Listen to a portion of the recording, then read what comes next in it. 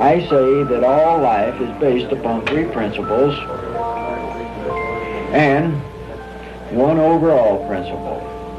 And the three principles are, number one, that soul of itself is eternal. The second of this, that the initiated soul, he who is initiated in Ek, dwells always in the high worlds, or lives in the kingdom of heaven. The third one is that soul always lives in the present time, not in the past or not in the future. Meaning, of course, that we in the body, or in the physical state, always look at the future, always look at the past. We look to the future because we have to prepare for the future. We look at the past because of the mistakes we made in the past, and we live and we correct our lives in the present because of that. But soul is eternal, therefore it has no past, it has no future. Now these, as I say, are the three basic principles of Ekencar. In a way, they're the doctrine, they're the philosophy of Ekencar. We've got one overall principle.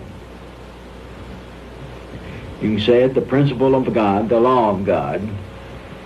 And this is that the three principles I've just named rest upon this one law, and that one law is that soul exists because God wills it.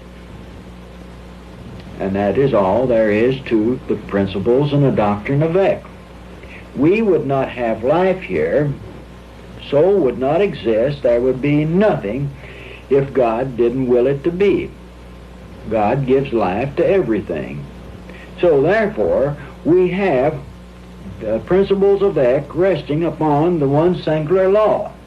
Now when one has a problem, when one begins to feel that life has passed him by, that life is becoming too much for him, that the situations of life, that the conditions and all the circumstances of life are too much, he reverts back to the three principles. And when he reverts back to the three principles, he knows then and can become stabilized or put into balance again by trying to work out his problem from these three basic points. Because then he begins to see, as I've been told by several people, and I know myself, they say, well, you know, the things that come to me now as problems in my life means nothing more to me. They're there, yes. Of course they're there. But they're not as big and they're not as strong as they used to be. What I'm trying to say, with all seriousness, that if one would examine these principles and examine their life problems and put them up side by side with them, all of a sudden they'll find out that their relationship, which has always been an abrased relationship, or one that has been irritable with another individual, they'll suddenly find out that it isn't important anymore, that it doesn't mean anything anymore as it meant before to them.